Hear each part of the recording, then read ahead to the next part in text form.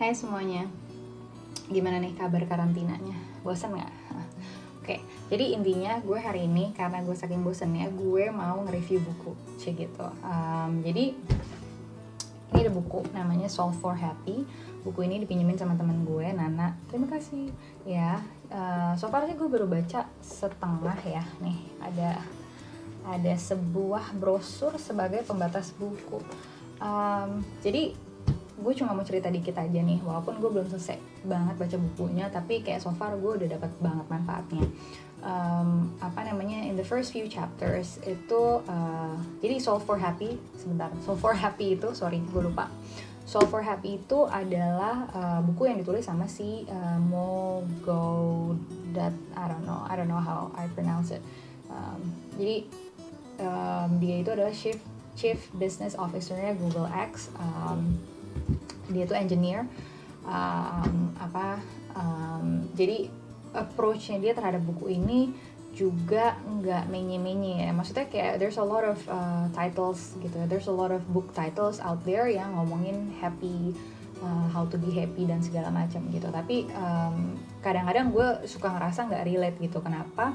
Karena banyak buku yang ngomongin tentang happy itu agak menye-menye sih menurut gue gitu ya. I don't know, mungkin gue agak kadang-kadang tuh gue suka judgmental gitu kalau misalnya gue baca buku dan itu nggak terlalu resonate sama gue, terus gue yang kayak gue nggak akan continue reading that gitu. Nah, Solve for Happy sendiri ini tuh caranya kayak very very practical, dan karena orangnya itu juga engineer, cara dia merun sesuatu juga very clear dan nggak terlalu menye-menye lah pokoknya. Nah, dia si Mo ini, jadi buku ini adalah sebuah tribute untuk anaknya Ali. Anaknya namanya Ali. Jadi si Ali ini meninggal gitu. Sementara Ali itu adalah orang yang pokoknya orangnya baik, orangnya selalu membawa dia tuh charming, warm, pokoknya people around him kayak really like him gitu, especially kayak his dad yang nulis buku ini gitu. Dia menceritakan bagaimana dia memproses kehilangan anaknya itu dan bagaimana meninggalnya anaknya itu membawa suatu kayak impact untuk dirinya dia gitu ya, dan akhirnya dia memutuskan untuk menulis buku gitu tentang happiness gitu. Kenapa happiness? Karena si Ali itu adalah orang yang selalu peaceful dan kayak salah satu orang yang sangat kalem menurut dia gitu ya. Karena si Mo ini penulisnya dia orangnya ambi banget, terus dia sadar kalau kayak dia dari kayak humble beginning gitu, terus dia kerja keras, dia pinter banget gitu kan, dia selalu achieve sesuatu achieve yang terbaik gitu di akademiknya dia. Terus habis itu dia juga mulai kerja, terus kayak selalu yang ambi banget anaknya gitu, dan dia selalu merasa kalau I feel happy later kalau gue udah achieve ini, gue bakal happy kalau gue udah achieve ini, terus aja kayak gitu seumur hidupnya. Dan dia itu pengen banget bisa selalu provide yang terbaik buat keluarganya dia gitu, buat istri dan anak-anaknya dia. Jadi dia makin hari tuh hidupnya ya ambi aja gitu, kayak terus, tapi kayak dia sebenarnya kadang-kadang suka merasa kosong gitu. Nah, sementara kayak anaknya si Ali ini tuh kayak jadi guru terbesarnya dia gitu. Si Ali ini orangnya sangat kalem, sangat kind to other people, terus kayak living his life kayak full of compassion gitulah ceritanya. Nah, terus banyak refleksi-refleksinya si Mo tentang hidupnya dan tentang hidup Ali.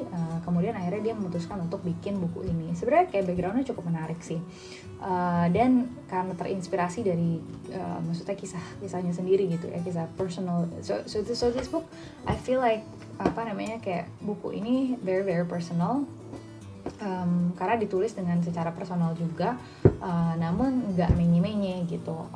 Gimana ya jelasinnya, pokoknya ada beberapa poin yang gue emang suka sama cara dia merefleksikan happy itu apa gitu. Nah, in the first few chapters, gue lupa chapter yang mana, in the first few chapters, jadi dia ngomongin tentang brain gitu. Jadi sebenarnya otak kita kan mikir otak kita kadang-kadang suka penuh gitu ya.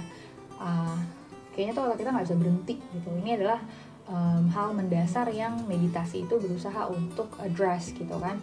untuk kayak quiet your monkey mind gitu, karena chatting gitu, kayak berisik banget kan otak lo.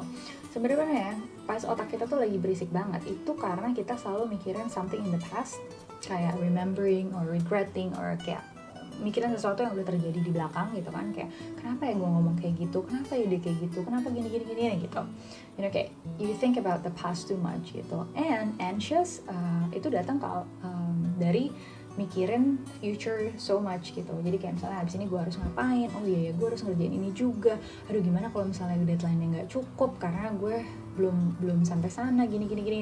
Kayak you worry too much about the future as well. And the result of that is of course lo nggak being present gitu, dan itu adalah hal mendasar yang meditasi sebenarnya berusaha address.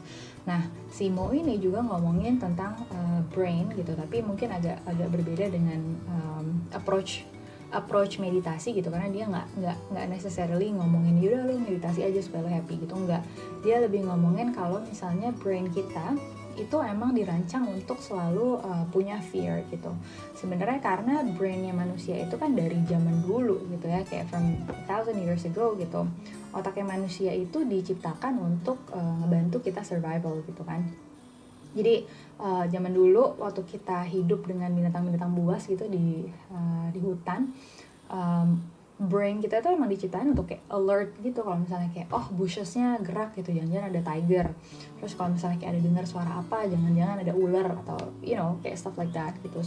So our brain itu memang creates kayak fear atau kayak mengimajinasikan sesuatu, dan create this fear itu sebenarnya untuk membantu kita survive gitu. Jadi itu salah satu survival tool gitu kan, si brain kita itu.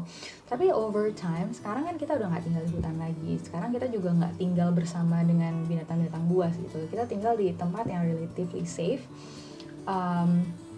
dan nggak ada ancaman-ancaman terhadap keberlangsungan atau safety-ness-nya lu gitu kan. Sebenarnya kita sekarang lebih kayak ancaman-ancaman itu banyak yang sebenarnya nggak terjadi gitu, cuma ada di otak kita doang. Kayak kita tuh suka overthinking gitu, itu karena memang our brain is designed that way gitu, to create fear to help us survive gitu.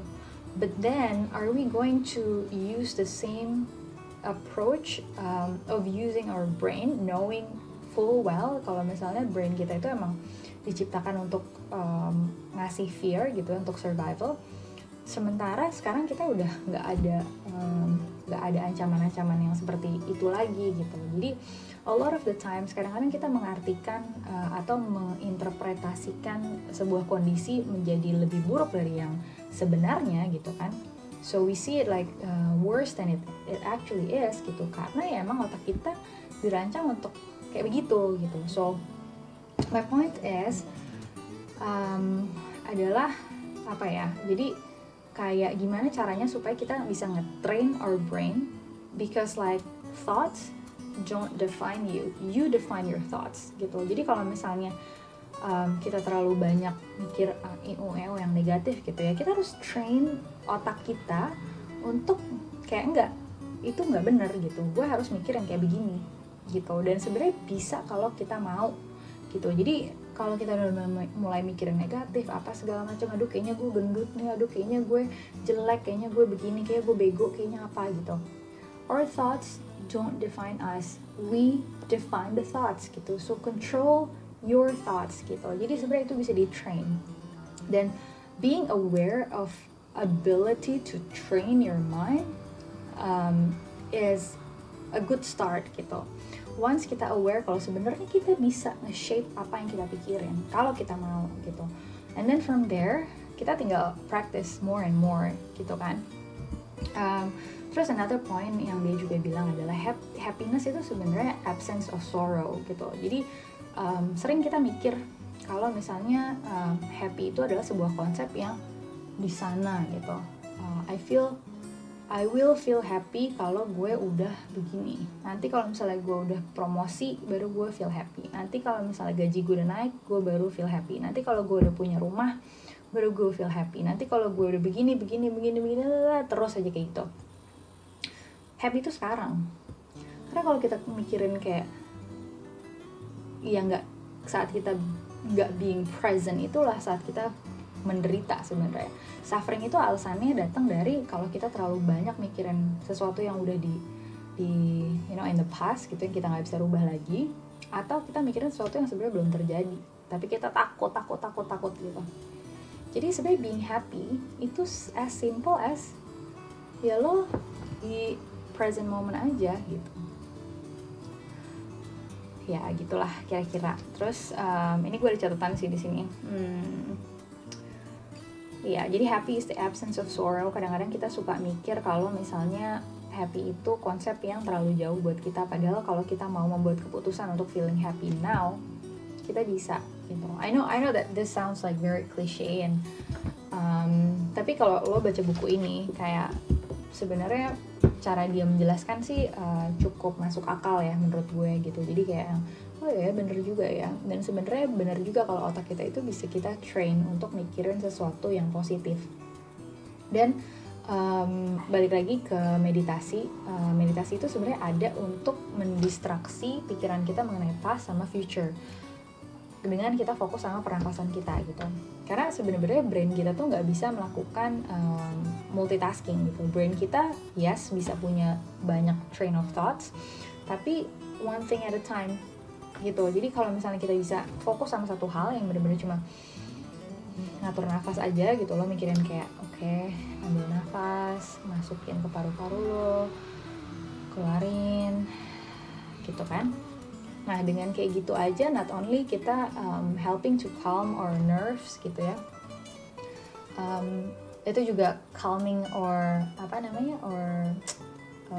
jantung gitu ya. Kadang-kadang kalau kita lagi worry, kalau kita lagi punya fear, itu jantung kita suka berdegup kencang gitu kan. Dan dengan bernafas lebih pelan, sebenarnya itu membantu untuk kayak melanin juga si jantung supaya nggak terlalu deg-degan gitu kan. Nah begitu ceritanya so far. Ya udah deh gitu aja, kayak gue ngomong bacot banget dari tadi panjang.